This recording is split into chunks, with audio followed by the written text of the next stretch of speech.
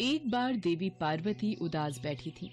उनकी दासी ने उनसे पूछा, क्या बात है देवी पार्वती, आप उदास क्यों हैं? क्या करूं, भोलेनाथ के पास तो मेरे लिए समय ही नहीं है कि कुछ देर मेरे साथ बैठकर वार्तालाप करें। मैं किससे बातें करूं, कोई भी तो नहीं है। आओ देवी पार्वती, ये गीली मिट्टी से कोई मूर्ति बनाते हैं, कुछ देर आपका मन भी बहल जाएगा। देवी पार्वती मिट्टी से मूर्ति बनाने लगी। उनकी मन इच्छा से उन्होंने मिट्टी से एक छोटा बालक बना लिया। देवी पार्वती, ये छोटे से बालक की तो आपने अति सुंदर मूर्ति बनाई है। लगता है मानो ये बालक अभी बोल पड़ेगा। यदि मैं इस बालक के पुतले में जान डाल दूं, हाँ यही ठीक रहेगा। देवी पार्वती अपने हाथों से बनाए उस पुतले में जान डाल देती हैं और देखते ही देखते वो पुतला एक जीवित बालक के रूप में परिवर्तित हो जाता है। देवी पार्वती उस सुंदर बालक को निहारती रहती हैं, मानो उनके मन की ममता जाग गई हो। प्रणाम माता जी। जीते रहो पुत्र, आओ मेरी गोद में आकर बैठो। तुम्हें अपने समक्ष देखकर मेरा मन कर रहा है तुमसे बातें करती रहूं, पर अभी मुझे स्नान के लिए जाना है। स्नान आदि से निवृत्त होकर मैं तुम्हारे लिए अपने हाथों से भोजन और ढेरों पकवान बनाऊंगी, ठीक है? ठीक है माता श्री, मैं आपकी प्रतीक्षा करूंगा। तब तक मेरे लिए क्या आज्ञा है माता? तुम मेरे आने तक द्वार पर ही पहरा देना और किसी को भी अंदर आने की इजाजत मत देना। ठीक है माता श्री, मेरे होते हुए कोई भीतर प्रवेश नहीं कर पाएगा। मैं किसी को भी भीतर आने की इजाजत नहीं दूंगा। मेरा अच्छा बच्चा, मेरा प्यारा पुत्र, मैं कुछ ही देर में आती हूँ। माता श्री की आज्ञा का तो मैं डटकर पालन करूंगा। मुझे पूरा चौकन्ना रहना होगा।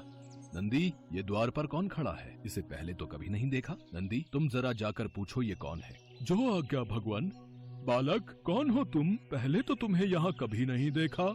मैं यहाँ का सेवक हूँ और यहाँ पहरा दे रहा हूँ। आपको क्या काम है? जल्दी बताइए, मेरा ध्यान न भटकाइए। नंदी, ये बालक तो हमारी बातों का सीधा उत्तर ही नहीं दे रहा। कोई बात नहीं, चलो हम माता पार्वती से ही पूछ लेते हैं। यहीं रुक जाओ, भीतर जाने की सोचना भी मत। भीतर जाना मना है।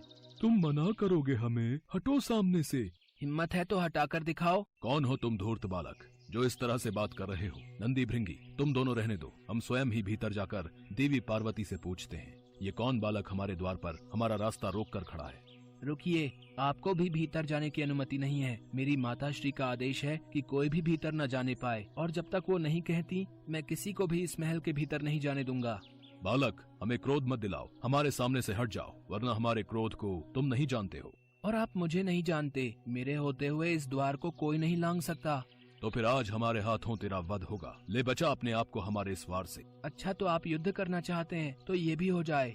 भगवान शिव और उस नन्हे बालक के बीच युद्ध छिड़ जाता है। उस बालक की शक्तियों को देख भगवान शिव भी हैरान रह जाते हैं। वह बालक हर वार से बच रहा था। क्रोध में आकर भगवान शिव अपने त्रिशूल से बालक का मस्तक काट देते हैं। बालक उसी क्षण दर्द से कराहता हुआ धरती पर गिर जाता है और मृत्यु को प्राप्त हो जाता है। माताश्री, माताश्री! ये तो मेरे पुत्र की कराहने की आवाज है। कहीं मेरा पुत्र किसी संकट में तो नहीं? मुझे शीघ्र देखना होगा।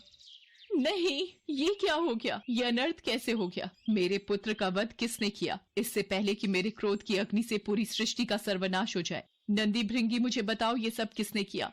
मेरे फूल से बालक का सिर धड़ से अलग कर दिया। प्रिय, ये अनर्थ हमारे क्रोध के कारण हुआ है। ये बालक हमें द्वार से भीतर प्रवेश नहीं लेने दे रहा था, इसलिए क्रोधवश हमसे ये पाप हो गया। हमें क्षमा कर दो देवी पार्वती। स्वामी, आपने एक छोटे से कोमल बालक पर अस्त्र चलाया। ये तो हमारी ही आज्ञा का पालन कर रहा था। हमने ही इसे ऐसा करने के लिए कहा था। मुझे मेरा पुत्र जीवित चाहिए। कुछ भी कीजिए, मेरा पुत्र जीवित कीजिए। पर देवी पार्वती, ये कैसे संभव हो सकता है? हमारे शस्त्र से बालक का सिर कट चुका है। अब इसे वापस जीवित करना असंभव है। देवी पार्वती के क्रोध को देखकर सभी देवी देवता वहाँ प्रकट हो जाते हैं। भोलेनाथ, इसका एक ही उपाय है। यदि इस बालक के धड़ पर किसी और का सिर लगा दिया जाए तो ये बालक जीवित हो सकता है। ब्रह्मा जी ठीक कह रहे हैं। भोलेनाथ, इस बालक के धड़ पर किसी और का मस्तक लगाकर जीवित किया जा सकता है। इस कार्य को जितना शीघ्र हो उतना ही शीघ्र कीजिए। देर न कीजिए भोलेनाथ। ठीक है, जैसा आप सब देवी देवता परामर्श दे रहे हैं, मैं वैसा ही करूँगा। नंदी, भृंगी, तुम सब मिलकर पृथ्वी पर जाओ और जो बालक उत्तर दिशा की ओर मुख करके सोया हो, जिसकी माता अपने बालक से पीठ करके सोई हो, उस बालक का मस्तक काट कर ले आओ।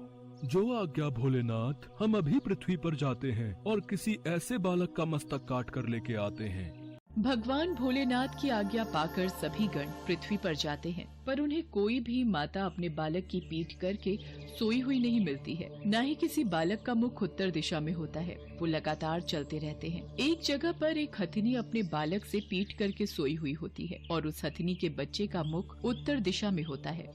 क्या करे नंदी, क्या ये ठीक रहेगा? हमारे पास और कोई चारा भी तो नहीं है। इस बालक के सिवा कोई और ऐसा बालक दिखाई ही नहीं दे रहा और हमें समय पर पहुंचना है। भोलेनाथ हमारी प्रतीक्षा में होंगे। ये तुम किसका मस्तक ले आए? एक हाथी का? भोलेनाथ, पहले ही बहुत समय गुजर चुका है। अब आपके पास यही उपाय है। आप इस हाथी का ही सिर उस बालक के धड़ से जोड़ दीजिए। भगवान भोलेनाथ बालक के धड़ से मस्तक जोड़ देते हैं। बालक जीवित हो जाता है और उठकर बैठ जाता है। मेरा बच्चा, मेरा पुत्र जीवित हो गया। माता श्री, मुझे आपके हाथों के बने स्वादिष्ट पकवान खाने हैं। बहुत भूख लगी है। आओ पुत्र गणेश, इधर आओ। आज से तुम गणेश नाम से पूजे जाओगे। सभी देवी देवता भगवान गणेश को अपना अपना आशीर्वाद देते हैं।